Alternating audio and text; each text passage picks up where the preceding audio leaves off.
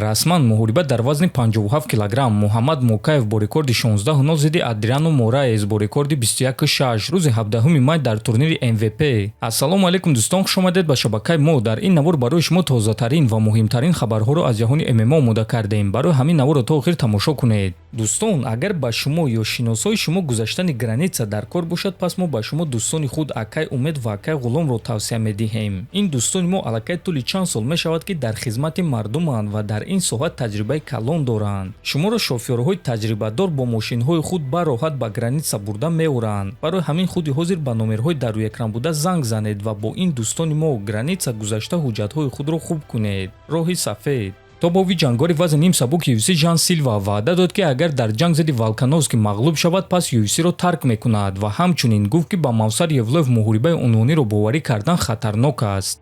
ба чунин шахсҳо ба монанди Мавсар шанс додан ки чемпион шавад хеле хатарнок аст. 10 ё 11 муҳорибаи ӯ барҳам хӯрдагиянд. шахсан худи ман чиптаи муҳорибаи ӯро намехаридум, чунки ту намедонӣ ки чӣ гап мешавад. оё ӯ ба муҳориба мебарояд ё не? ӯ доимо аз муҳорибаҳо даст мекашад, дер баромад мекунад ва худро ягон гуна пеш намебарад. ҳозир ҳама чиз аз мухлисон вобаста аст. рости гап, ман ҳозир Волкановскийро таҳқир карданӣ нестам, лекин ӯ ба монанди мӯйсафедоне ҳаст ки аз ман гурехта истодааст. ман медонам ки сину соли ҳама ба поён мерасад, лекин барои ман ҳоло ин вақт нарасидааст. биё ба ҷанг мебароем ва рӯбарӯи сода зарбазанӣ мекунем ва гӯш кунед ки ман чӣ мегӯм. агар Волкановский ғолиб шавад, пас ман UFC-ро тарк мекунам, гуфтааст Силва. чӣ гуна ки мебинем дӯстон, Силва пеш аз Мавсар Евлоев барои камарбанд ҷангидан мехоҳад, лекин худи чемпион бо ӯ ҷангидан намехоҳад. чемпион бо довталаби ҳақиқӣ ҷангидан мехоҳад.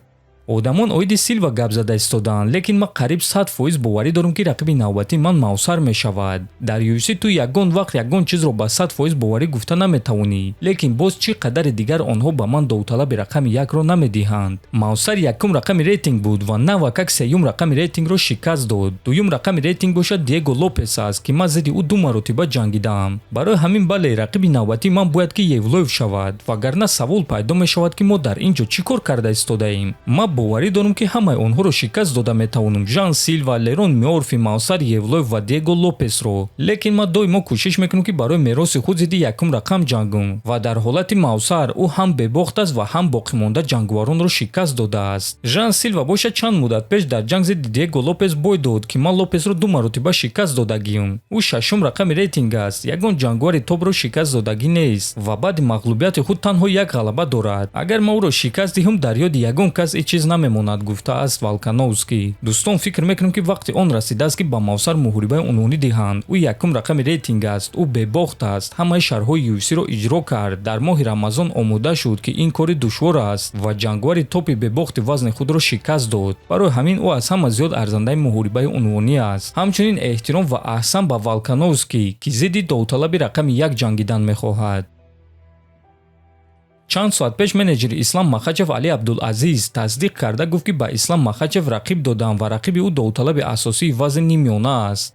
ба Ислам дигар муҳориба дар вазни нимёна пешниҳод карданд ки ин муҳорибаи асосии турнир мешавад ва Ислам гуфт ки биёед ин муҳорибаро моҳи июл мегузаронем, чунки дасти ман осеб дорад. агар ки муҳориба зидди Илия Топурияро моҳи июн пешниҳод мекарданд, Ислам барои чунин муҳориба розӣ мешуд, ҳатто агар ки бо як почааш ба ҷанг мебаромад. лекин Ислам аллакай муҳориба дорад ки тобистони зидди довталаби рақами 1 мегузаронад. ин кор аллакай ҳал шудааст ва UFC ба наздикӣ ин муҳорибаро расман эълон мекунанд, гуфтааст Абдулазиз. ва дӯстон, чӣ гуна ки мебинем, ба Ислам Махачев аллакай рақибро доданд ва муҳорибаи ӯ моҳи июл баргузор мегардад. акнун интизори номи рақиб мешавем. аз ҳама варианти зиёд Иен Гери, баъдан Майкл Моралес ва аз ҳама варианти камтар Камару Усман. ба фикри шумо дӯстон, кадоме аз ин се нафар рақиби навбатии Ислам Махачев мешавад? фикрҳои худро нависед, ҳатман дар YouTube канали мо обуна шавед. то боздид, хонободу сарбаланд бошед.